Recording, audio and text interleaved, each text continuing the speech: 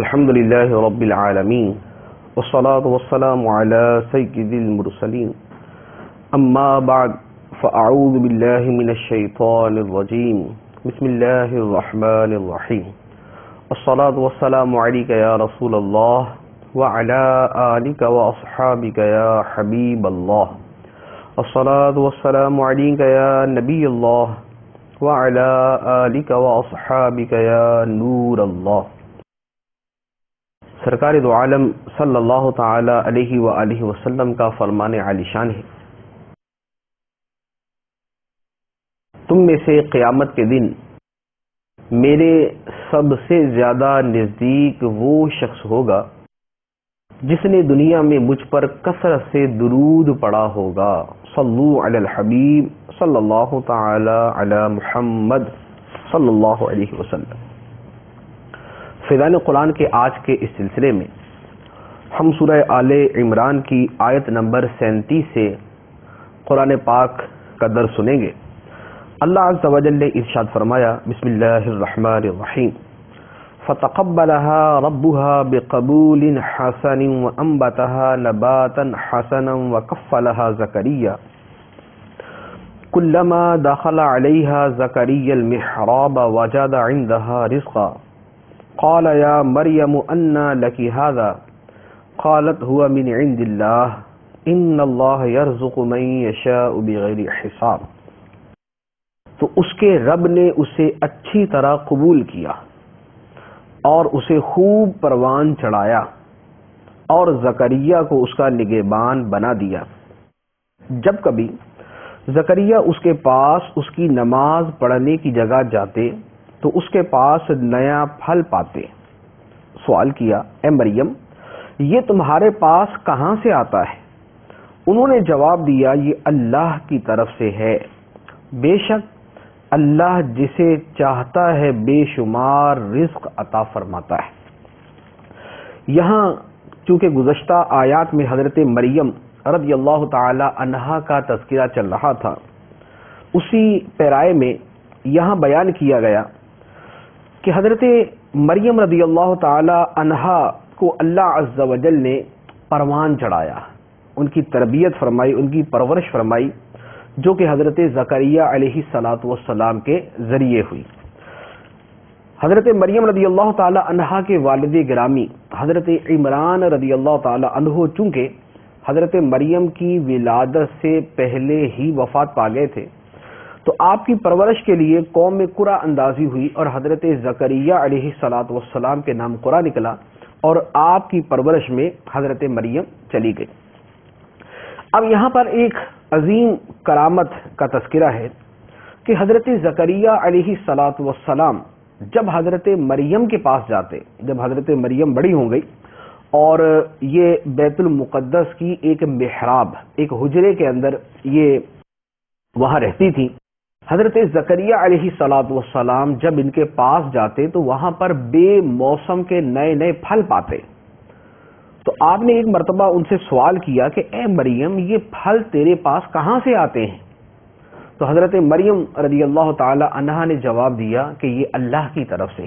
یہ اللہ کی کرم نوازی ہے کہ اللہ عز و جل مجھے بے موسم کے پھل عطا فرماتا ہے۔ ان اللہ یرزق من یشاء بغیر حساب، اللہ جسے چاہتا ہے بے حساب رزق عطا فرماتا ہے۔ جب یہ بات حضرت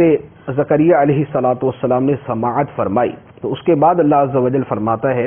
ہنالک دعا زکریا ربہ قال رب ہب لی من لدنک ذریۃ طیبہ انک سمیع الدعاء۔ وہیں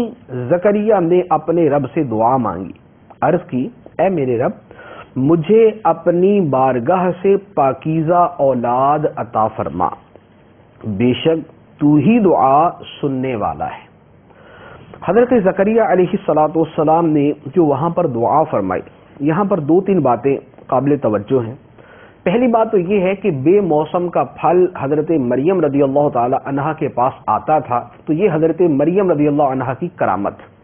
اس سے معلوم ہوا کہ اللہ عز و جل جس طرح اپنے نبیوں کو معجزہ عطا فرماتا ہے، اسی طرح اپنے ولیوں کو کرامتیں بھی عطا فرماتا ہے۔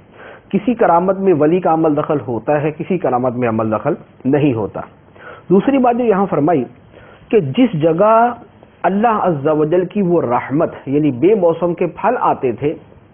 وہاں پر حضرت زکریا علیہ الصلوۃ والسلام نے دعا مانگی جس کو فرمایا ہنالک دعا زکریا، وہی دعا مانگی حضرت زکریا نے۔ اب وہیں پر دعا کیوں مانگی؟ اس لیے کہ وہاں پر رحمت الہی کے نزول کو اپنی آنکھوں سے دیکھ چکے تھے کہ یہاں اللہ عز و جل کی رحمت نازل ہوتی ہے۔ تو پتہ چلا کہ جو جگہ رحمت الہی کے اترنے کی ہو وہاں پر دعا بطور خاص قبول ہوتی ہے۔ اس لیے علماء کرام نے فرمایا کہ جس جگہ آدمی کی دعا قبول ہوئی ہو وہیں دوبارہ دعا کرے، کیونکہ جہاں دعا قبول ہوئی اس جگہ کی مقبولیت کے اعتبار سے ایک دلیل مل چکی، اب دوبارہ وہاں پر دعا کرے۔ دوسری بات یہ پتہ چلی کہ جہاں اللہ کے ولی ہوتے ہیں، جہاں اللہ کے نیک بندے ہوتے ہیں، وہاں پر دعا کرنا دعاؤں کی قبولیت کا ذریعہ ہے۔ تو جیسے مزارات ہیں یا کسی جگہ پر اولیاء کرام رحمت اللہ علیہم جو ہے وہ تشریف فرما ہوئے ہوں، تو اب اس جگہ پہ دعا اس لیے کی جائے کہ یہاں فلاں ولی کا مزار ہے اور یہ رحمت الہی کے اترنے کی جگہ ہے، تو وہاں دعا کرنا دعا کی قبولیت کا ذریعہ بنے گا انشاءاللہ عز و جل۔ دوسری بات، حضرت زکریا علیہ الصلوۃ والسلام نے جو دعا مانگی اس میں تھا اے میرے رب مجھے اپنی بارگاہ سے پاکیزہ اولاد عطا فرما، ذریۃً طیبہ، مجھے اپنی بارگاہ سے پاکیزہ اولاد عطا فرما۔ اس سے پتہ چلا کہ اولاد کی دعا مانگنی چاہیے لیکن پاکیزہ اولاد کی دعا مانگنی چاہیے۔ صرف اولاد کی دعا مانگی، اب اولاد تو مل گئی اور زندگی بھر کے جو ہے وہ ستانے کا ذریعہ بن جائے، تو اس لیے دعا مانگی جائے تو پاکیزہ اولاد کی۔ ہمارے ہاں اولاد نرینہ کی دعا زیادہ مانگی جاتی ہے، تو صرف اولاد نرینہ نہیں بلکہ اولاد صالحہ، اولاد صالحہ نرینہ ہو یا غیر نرینہ ہو، وہ ہمارے لیے دنیا و آخرت کے آرام کا باعث بنیں گے۔ اور اولاد اگر صالحہ نہیں، نیک نہیں، فرما بردار نہیں، تو دنیا آخرت کے اندر ہمارے لیے آزمائش کا ذریعہ بن سکتی ہے۔ حضرت زکریا علیہ الصلوۃ والسلام نے جب یہ دعا مانگ لی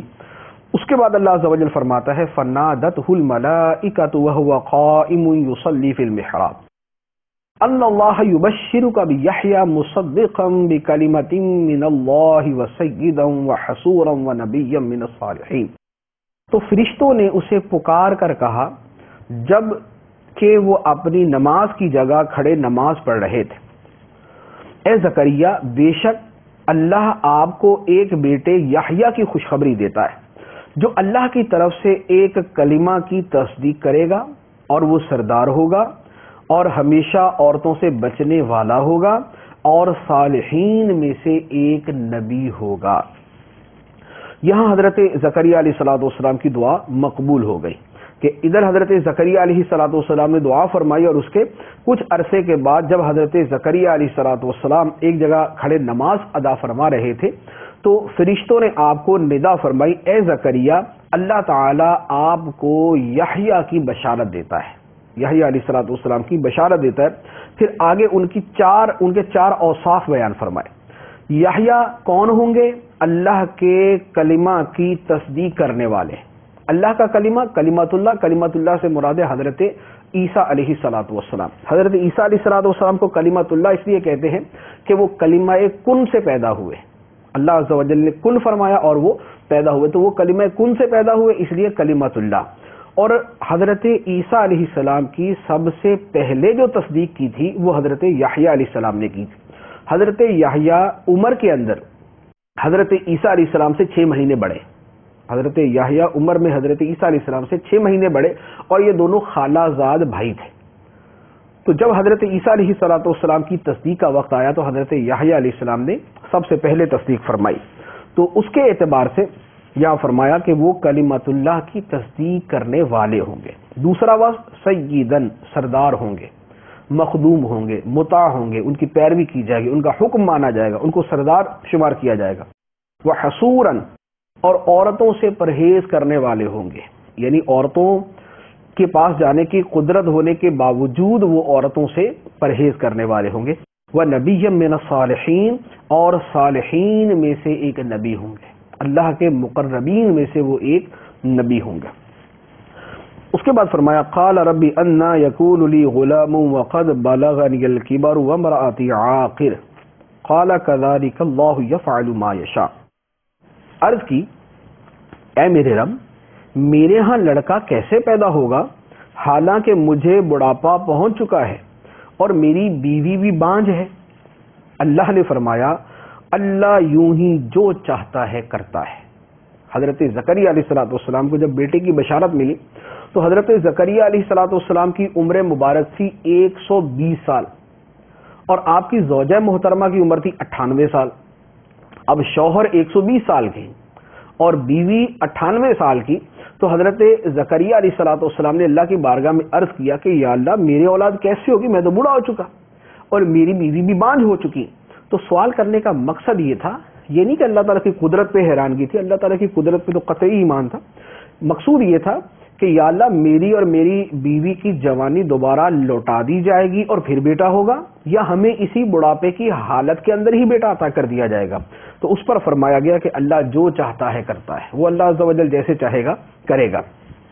قال رب اجعل لي آیہ قال آیتک الا تکلم الناس ثلاثة ایام الا رمزا واذکر ربک کثیرا وسبح بالعشی والابکار. پھر زکریا نے عرض کی اے میرے رب میرے لیے کوئی نشانی مقرر فرما دے. اللہ نے فرمایا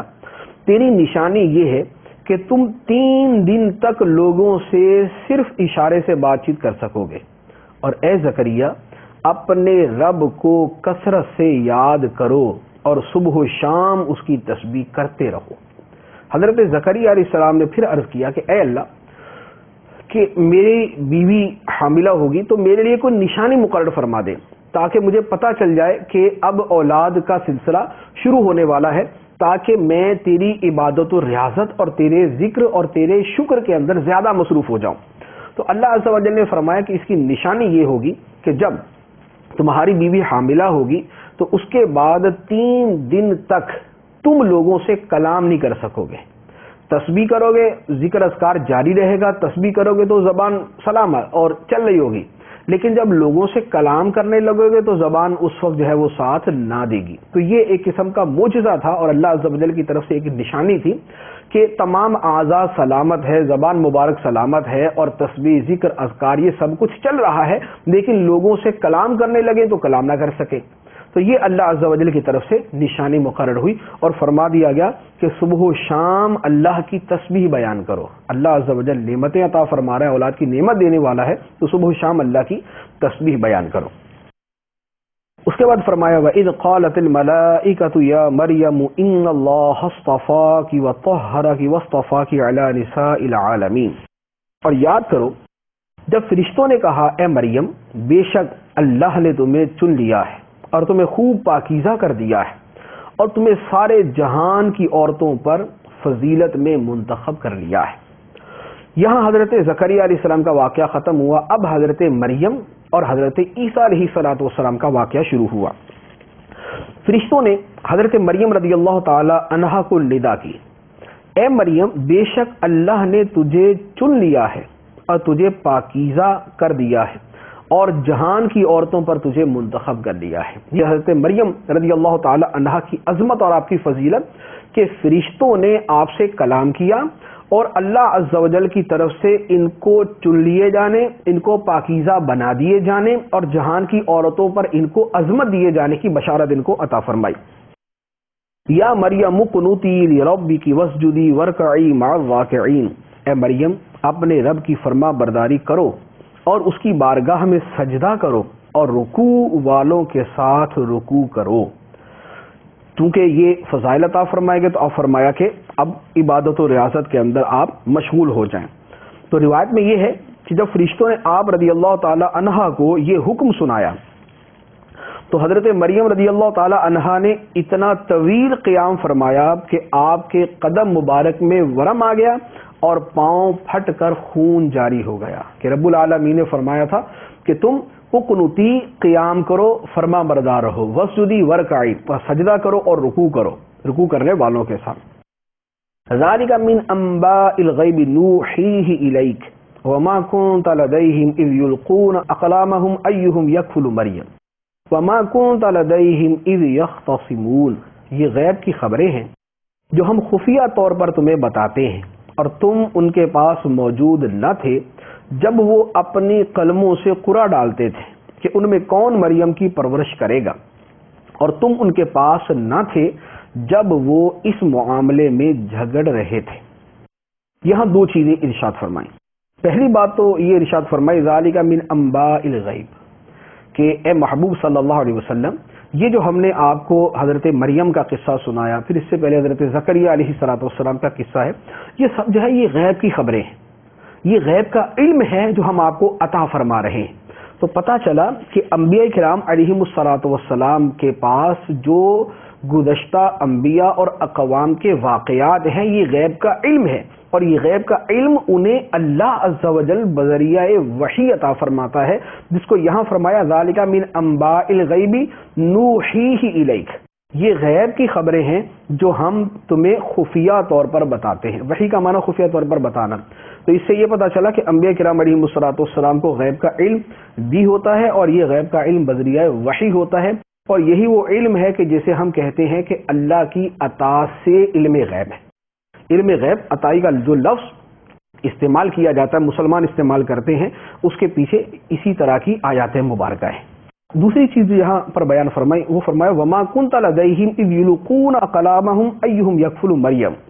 کہ حضرت مریم رضی اللہ تعالی عنہا کی پرورش کون کرے گا، تو بنی اسرائیل میں اس کے بارے میں ایک جھگڑا ہو گیا، ہر کوئی دعویٰ کرے کہ میں کروں گا، کیونکہ حضرت مریم رضی اللہ عنہا کا جو خاندان تھا وہ بڑا نیک، معروف، معزز تھا،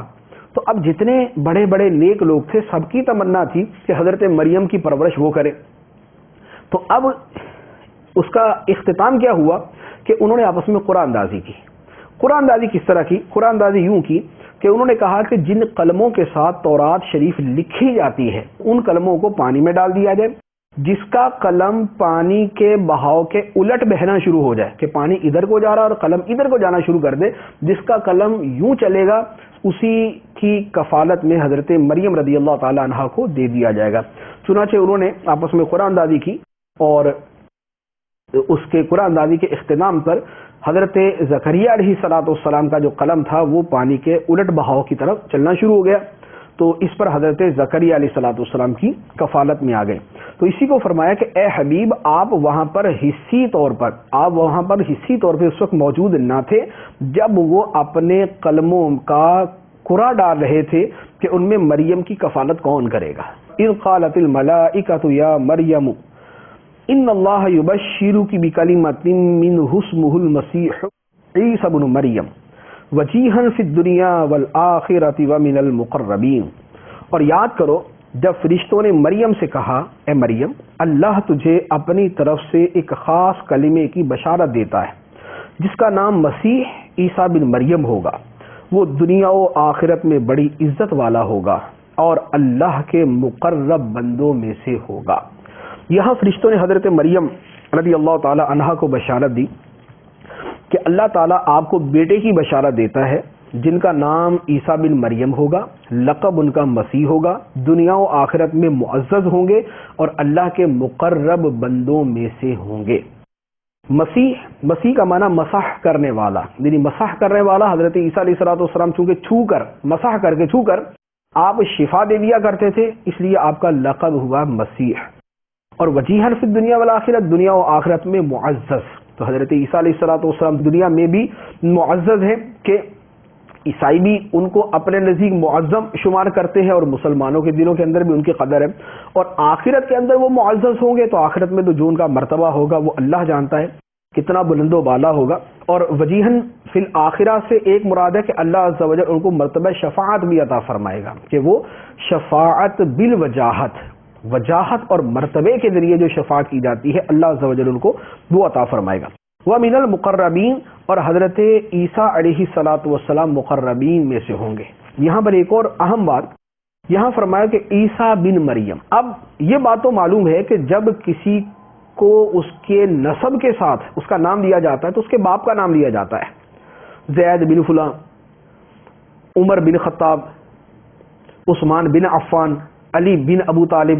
تو باپ کا نام لیا جاتا ہے۔ حضرت عیسیٰ علیہ السلام کے بارے میں قرآن پاک میں کسی بھی جگہ باپ کا نام نہیں لیا گیا، بلکہ ہر جگہ ماں ہی کا نام لیا گیا۔ یہ اس بات کی دلیل ہے کہ اللہ عز و جل نے حضرت عیسیٰ علیہ السلام کو بغیر باپ کے صرف ماں سے اپنی قدرت خاص کے ساتھ پیدا فرمایا۔ اس کے بعد حضرت عیسیٰ علیہ السلام کی ایک اور فضیلت بیان فرمائی، وَيُكَلِّمُ النَّاسَ فِي الْمَهْدِ وَكَهْلًا وَمِنَ الصَّالِحِينَ، اور وہ لوگوں سے جھولے میں اور بڑی عمر میں بات کرے گا اور خاص بندوں میں سے ہوگا۔ دو چیزیں بیان فرمائی، صالحین میں سے ہوگا، خاص بندوں میں سے ہوگا ایک، دوسرا یہ ہے کہ وہ جھولے میں بھی بات کرے گا اور بڑی عمر میں بھی بات کرے گا۔ تو جھولے کے اندر یہ سورہ مریم کے اندر ہم پورا واقعہ پڑھیں گے کہ حضرت عیسیٰ علیہ السلام نے بچپن کی عمر میں جب آپ کی والدہ محترمہ پر لوگوں نے تہمت لگائی اور ان کے بارے میں بدگمانیوں کا شکار ہوئے، تو ان کی براءت ظاہر کرنے کے لیے حضرت عیسیٰ علیہ السلام نے اسی چھوٹی سی عمر میں کلام فرمایا۔ جب آپ بالکل بچے تھے اور بالکل ابتدائی آپ کے پیدائش کے ایام تھے، ان دنوں میں آپ نے کلام فرمایا۔ اب جو دوسری بات یہاں ارشاد فرمائی کہ وہ وکہلن، اور وہ بڑی عمر میں لوگوں سے کلام کریں گے، تو یہ جو بڑی عمر میں کلام کرنا ہے تو یہ تو کوئی خاص بات نہیں، بڑی عمر میں تو ہر کوئی کلام کرتا ہے، زید، عمر، بکر، میں، آپ سب کلام کرتے ہیں۔ حضرت عیسیٰ علیہ السلام کا پکی عمر میں لوگوں سے کلام کرنا، یہ ایسی کون سی خاص بات ہے کہ جو یہاں پر بیان کی گئی؟ تو علماء کرام نے اس کا معنی یہ بیان کیا کہ اصل میں آپ کا پکی عمر میں کلام کرنا ایک خاص اعتبار سے ہے، وہ یہ ہے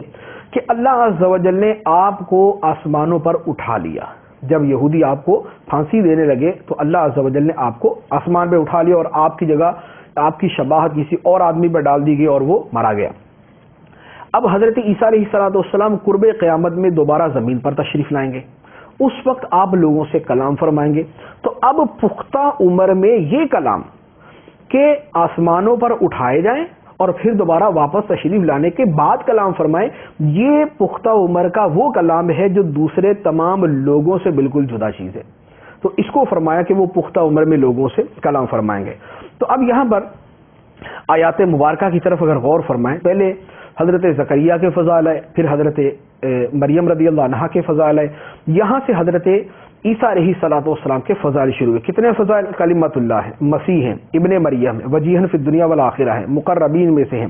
لوگوں سے بچپن میں کلام فرمائیں گے، بڑی عمر میں کلام فرمائیں گے، صالحین میں سے ہوں گے۔ تو یہ جو اتنے اوصاف اور اتنے کمالات اور اتنی خوبیاں بیان فرمائی ہیں، یہ اس بات کی دلیل ہے کہ اللہ کے نبیوں کی شان اور نعت اور صفت بیان کرنا یہ اللہ عز و جل کی سنت اور اللہ عز و جل کی بارگاہ میں نہایت ہی محبوب طریقہ ہے کہ اللہ نے اپنے کلام کے اندر انبیاء کی نعت کو بیان فرمایا۔ تو سرکار دو عالم صلی اللہ تعالی علیہ وسلم کی نعت شریف، آپ کے اوصاف بیان، نعت کا مطلب ہے خوبی بیان کرنا، وصف بیان کرنا، اب وہ نظم میں ہو یا نثر میں ہو، اور نظم کے اندر ہو تو وہ عام سادہ جو ہے وہ انداز کے اندر ہو، یا وہ ایک خاص محبت والے اور ایک خوش الہانی والے انداز کے اندر ہو، تو جس صورت کے اندر بھی ہوگا وہ اللہ عز و جل کی بارگاہ میں محبوب ہے، جبکہ اس میں کوئی خلاف شرع چیز داخل نہ ہو۔ اس کے بعد فرمایا قالت رب انا یکون لی ولد ولم یمسسنی بشر قال كذلك اللہ یخلق ما یشاء اذا قضى امرا فانما یقول له کن فیکون۔ مریم نے عرض کیا، اے میرے رب، میرے ہاں بچہ کیسے ہوگا؟ مجھے تو کسی شخص نے ہاتھ بھی نہیں لگایا۔ اللہ نے فرمایا، اللہ یوں ہی جو چاہتا ہے پیدا کرتا ہے۔ اس کی شان یہ ہے کہ جب وہ کسی کام کا فیصلہ فرما لیتا ہے تو اسے صرف اتنا فرماتا ہے ہو جا، تو وہ کام فوراً ہو جاتا ہے۔ جب حضرت مریم رضی اللہ تعالی عنہا کو یہ بشارت ملی کہ اللہ آپ کو بیٹا عطا فرمائے گا، تو لازمی بات ہے کہ حضرت مریم رضی اللہ تعالی عنہا کا نکاح ہی نہیں ہوا۔ اب نکاح نہیں ہوا اور بشارت ملے گی کہ بیٹا ملے گا، تو آپ کی حیرانگی اس بات پہ تھی کہ مجھے جو بیٹا ملے گا وہ نکاح کے بعد ملے گا، نکاح ہوگا اور پھر بیٹا عطا کیا جائے گا، یا بغیر نکاح کے جو ہے مجھے بیٹا دیا جائے گا؟ تو اس پر جواب دیا گیا کہ بغیر نکاح کے ہوگا اور اللہ جیسے چاہتا ہے پیدا فرماتا ہے۔ کہ یہ جو پیدا کرنے کا سلسلہ ہے کہ میاں بیوی کے میلاپ سے اولاد چلتی ہے، نر مادہ کے میلاپ سے ان کی نسل بڑھتی ہے، تو یہ اللہ کا بنایا ہوا قانون ہے کہ اللہ نے یہ طریقہ بنا دیا۔ اگر اللہ عز و جل چاہتا کہ درختوں پہ جو ہے وہ اولاد جو ہے وہ درختوں سے پیدا ہونا شروع ہو جائے تو اس کی شان سے کیا بعید، اور اس کی قدرت کے لیے کیا بعید۔ جب وہ ایک قطرے سے ایک انسان بنا سکتا ہے تو ایک درخت سے انسان کیوں نہیں پیدا کر سکتا؟ تو لہذا اس کی شان سے کوئی بعید نہیں ہے۔ لہذا حضرت مریم رضی اللہ تعالیٰ عنہ کو بتا دیا گیا کہ اللہ عز و جل جیسے چاہتا ہے ویسے پیدا فرماتا ہے۔ اس کی شان یہ ہے کہ جب کسی کام کا ارادہ فرماتا ہے تو اتنا فرماتا ہے ہو جا، وہ کام ہو جاتا ہے۔ اللہ عز و جل کا اتنا فرما دینا کافی ہے۔ وَيُعَلِّمُهُ الْكِتَابَ وَالْحِكْمَةَ وَالتَّوْرَاةَ وَالْإِنْجِيلَ، اور اللہ اسے کتاب اور حکمت اور توریت اور انجیل سکھائے گا، حضرت عیسیٰ علیہ السلام کو۔ وَرَسُولًا إِلَى بَنِي إِسْرَائِيلَ أَنِّي قَدْ جِئْتُكُمْ بِآيَةٍ مِّن رَّبِّكُمْ أَنِّي أَخْلُقُ لَكُم مِّنَ الطِّينِ كَهَيْئَةِ الطَّيْرِ فَأَنفُخُ فِيهِ فَيَكُونُ طَيْرًا بِإِذْنِ اللَّهِ وَأُبْرِئُ الْأَكْمَهَ وَالْأَبْرَصَ وَأُحْيِي الْمَوْتَى بِإِذْنِ اللَّهِ وَأُنَبِّئُكُم بِمَا تَأْكُلُونَ وَمَا تَدَّخِرُونَ فِي بُيُوتِكُمْ ان فی ذلک لآیۃ لکم ان کنتم مؤمنین۔ اور وہ عیسیٰ بنی اسرائیل کی طرف رسول ہوگا یہ کہتے ہوئے کہ میں تمہارے رب کی طرف سے تمہارے پاس ایک نشانی لایا، وہ یہ کہ میں تمہارے لیے مٹی سے پرندے جیسی ایک شکل بناتا ہوں، پھر اس میں پھونک ماروں گا تو وہ اللہ کے حکم سے فوراً پرندہ بن جائے گی، اور میں پیدائشی اندھوں کو اور کوڑ کے مریضوں کو شفا دیتا ہوں،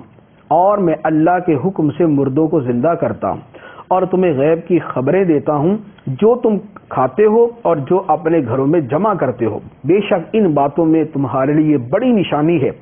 اگر تم ایمان رکھتے ہو۔ یہاں حضرت عیسیٰ علیہ السلام کی مزید عظمتیں، مزید نشانیں اور معجزات کا بیان فرمایا کہ اللہ انہیں کتاب اور حکمت اور توریت اور انجیل سکھائے گا، اور اس کے بعد پھر آگے معجزات ہیں کہ مٹی سے پرندے کی ایک صورت بنائیں گے، اس میں پھونک ماریں گے، وہ حقیقی پرندہ بن کے اڑنا شروع ہو جائے گا، کوڑیوں کو شفا یاب کریں گے، اندھوں کو بینا کریں گے، پیدائشی اندھوں کو بینا کریں، مردوں کو زندہ کریں گے، غیب کی خبریں دیں گے۔ یہ حضرت عیسیٰ علیہ السلام کے معجزات۔ تو بالترتیب جو معجزات بیان ہوئے وہ یہ، نمبر 1 کہ پرندے مٹی سے پرندے کی صورت بنائیں گے، پھونک ماریں گے تو وہ حقیقی پرندہ بن کے اڑنا شروع ہو جائے گا۔ نمبر 2 پیدائشی اندھوں کو آپ اپنے دم سے بینا کر دیں گے، انکھیارا کر دیں گے، آنکھوں والا بنا دیں گے۔ نمبر 3 کوڑ کے مریضوں کو دم فرما کر شفا عطا فرمائیں گے۔ نمبر 4 مردوں کو حکم الہی سے زندہ کر دیں گے۔ نمبر 5 غیب کی خبریں عطا فرمائیں گے کہ لوگوں کو بتا دیں گے کہ تم گھر سے کھا کر کیا آئے ہو اور گھر میں چھپا کے کیا آئے ہو، کھا کر کیا آئے ہو اور چھپا کر کیا آئے ہو۔ تو یہ غیب کا علم ہے جو آخر کے اندر بیان فرمایا گیا۔ اب یہاں پر ایک بات کی طرف، اب ان میں سے ہر چیز کے اوپر تفصیل ہے، وہ اگر تفصیل کی طرف جائیں گے تو یہ ذرا لمبا ہو جائے گا۔ اختصار کے ساتھ یہاں پر میں 2 چیزیں عرض کروں کہ ہمارے ہاں 2 طرح کے لوگ ہیں، ایک وہ کہ جو یہ کرتے ہیں، جو کہتے بھی ہیں اور کرتے بھی ہیں کہ بس انبیاء کی تعلیمات کی باتیں کرو، اور یہ جو ان کے معجزات اور فضائل اور یہ جو کام ہے نا یہ نہ کیا کرو۔ یہ جو تھوڑے سے جو ہے نا وہ زیادہ ہی پڑھے لکھے جو وہ اپنے آپ کو سمجھتے ہیں، یہ ان کا طرز عمل ہے کہ انبیاء کرام تو تعلیمات کے لیے آئے، ان کی تعلیمات نے بقیہ کیا فضائل میں پڑے رہنا اور کیا ہر وقت ان کی عظمت و شان بیان کرتے رہنا۔ تو جن لوگوں کا یہ نظریہ جو اس جدت پسندی اور روشن خیالی کے مجرم ہیں اور مرتکب ہیں، ان کے لیے اس آیت مبارکہ میں تنبیہ ہے کہ اللہ عز و جل نے کتاب، حکمت، توریت اور انجیل اس کا بھی بیان فرمایا کہ یہ تعلیمات، اور اس سے زیادہ لمبی آیت کے اندر انبیاء کرام علیہم السلام کے معجزات کو بیان فرمایا۔ تو پتہ چلا کہ صرف تعلیمات کی بات نہیں بلکہ تعلیمات بیان کرنے والوں کی عظمتوں کا بیان بھی ساتھ ہونا چاہیے۔ ایک دوسری طرف وہ لوگ کہ جو صرف عظمت، فضیلت اور شان ہی بیان کرتے ہیں اور تعلیمات کی طرف اصلاً توجہ نہیں ہے کہ دہر گزرے اور زمانے گزر جائیں، لیکن تعلیم کا کبھی بیان نہیں کرنا، فضیلت بیان کی ہے لیکن نبی کریم صلی اللہ علیہ وسلم نے نماز کا بھی بیان فرمایا، آپ نے زکوٰۃ کا بھی بیان کیا، آپ نے حج کی بھی ترغیب دی، آپ نے صدقات کے بارے میں بیان فرمایا، آپ نے گناہوں سے بچنے کا بھی فرمایا، آپ نے سود کی حرمت بھی بیان فرمائی، آپ نے حسد، بغض، تکبر، کینے کے بارے میں بیان فرمایا، یہ بھی سرکار دو عالم صلی اللہ علیہ وسلم نے بیان فرمایا۔ تو صرف معجزات اور صرف فضائل نہیں بلکہ اس کے ساتھ تعلیمات کا بھی بیان ہونا چاہیے۔ تو اعتدال کی رائے یہ ہے کہ تعلیمات اور فضائل ان دونوں کو جمع کیا جائے، کبھی وہ بیان کیا کبھی وہ بیان کیا، یا ایک ہی بیان میں دونوں چیزیں بیان کی۔ تو جو معتدل راستہ ہے وہ یہ ہے۔ ہاں جہاں پر بطور خاص کوئی ضرورت ہے کسی شے کے بیان کی تو وہ موقع محال کی مناسبت سے سمجھدار آدمی خود فیصلہ کر سکتا ہے۔ اس کے بعد بیان فرمایا وَمُصَدِّقًا لِمَا بَيْنَ يَدَيَّ مِنَ التَّوْرَاةِ وَلِأُحِلَّ لَكُمْ بَعْضَ الَّذِي حُرِّمَ عَلَيْكُمْ وَجِئْتُكُمْ بِآيَةٍ مِّن رَّبِّكُمْ فَاتَّقُوا اللَّهَ وَأَطِيعُونِ۔ اور مجھ سے پہلے جو توریت کتاب ہے اس کی تصدیق کرنے والا بن کر آیا ہوں، اور اس لیے بھیجا گیا ہوں کہ تمہارے لیے کچھ وہ چیزیں حلال کر دوں جو تم پر حرام کی گئی تھیں، اور میں تمہارے پاس تمہارے رب کی طرف سے نشانی لے کر آیا ہوں، تو اللہ سے ڈرو اور میری اطاعت کرو۔ یہ بھی حضرت عیسیٰ علیہ السلام کی اسی اعلان کا حصہ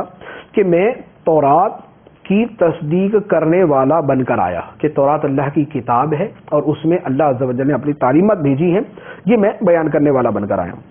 اس کی تصدیق کروں گا۔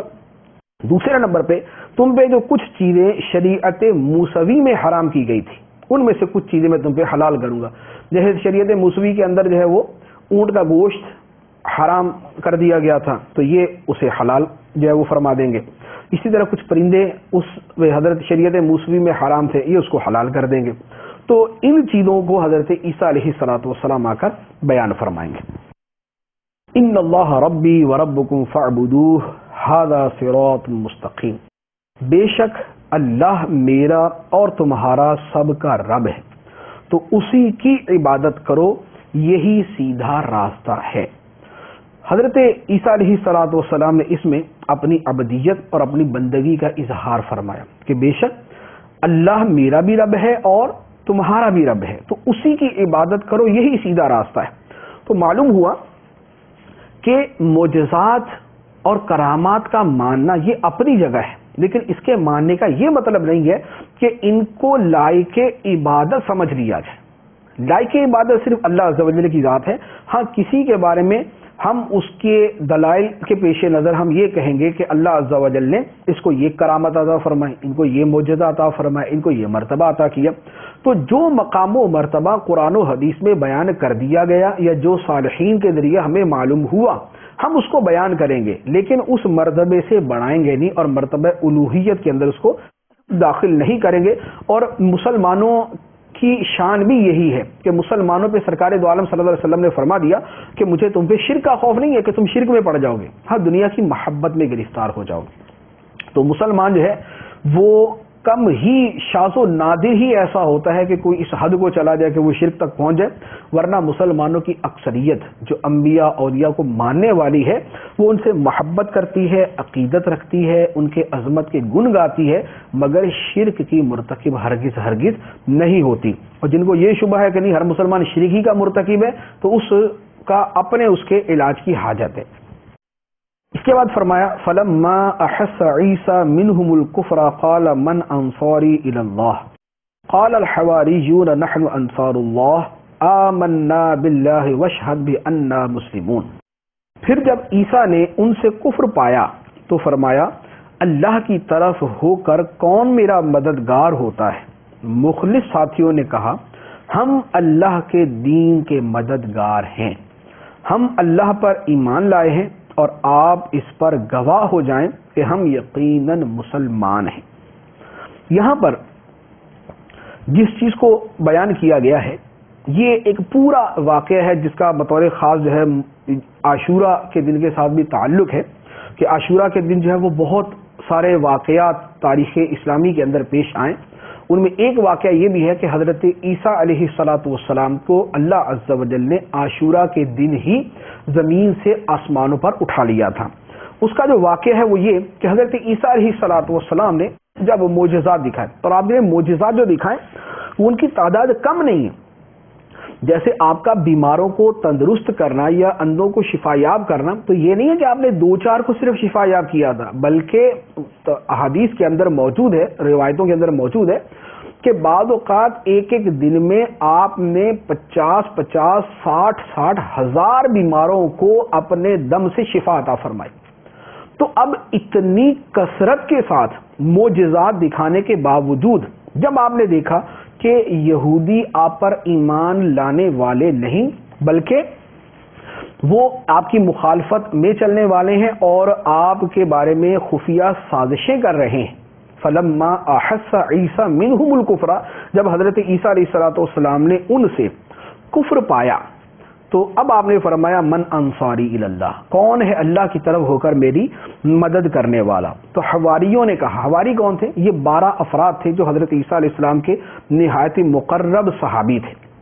بڑے پاکیزہ صفت تھے۔ انہوں نے کہا نحن انصار اللہ، ہم دین خدا کے مددگار ہیں۔ حضرت عیسیٰ علیہ السلام نے مدد مانگی اور انہوں نے کہا کہ ہم دین خدا کے مددگار ہیں۔ آمنا باللہ، ہم اللہ پر ایمان لائے اور آپ گواہ ہو جائیں کہ ہم یقیناً مسلمان ہیں۔ تو اب اللہ عز و جل نے ان بندوں کی یہاں پر ایک تو فضیلت بیان فرمائی، دوسرا ان کی دعا یہاں پر نقل کی، ربنا آمنا بما انزلت واتبعنا الرسول فاکتبنا مع الشاہدین، اے ہمارے رب ہم اس کتاب پر ایمان لائے جو تو نے نازل فرمائی اور ہم نے رسول کی اتباع کی، پس ہمیں گواہی دینے والوں میں سے لکھ دے۔ وَمَكَرُوا وَمَكَرَ اللَّهُ وَاللَّهُ خَيْرُ الْمَاكِرِينَ، اور کافروں نے خفیہ منصوبہ بنایا اور اللہ نے خفیہ تدبیر فرمائی اور اللہ سب سے بہتر خفیہ تدبیر فرمانے والا ہے۔ یہاں پر وہ واقعہ بیان کیا گیا جو حضرت عیسیٰ علیہ السلام کو اللہ عز و جل نے آسمانوں پر اٹھا لیا۔ وہ ماکرو، کافروں نے خفیہ منصوبہ بنایا۔ انہوں نے منصوبہ کیا کیا کہ اپنے جاسوس مقرر کیے اور ایک مجمع کی شکل میں پہنچ گئے کہ جا کر دیکھیں حضرت عیسیٰ علیہ السلام گھر پر ہیں، اگر وہ گھر پر ہیں تو پھر یہ حملہ کر کے گرفتار کریں اور ان کو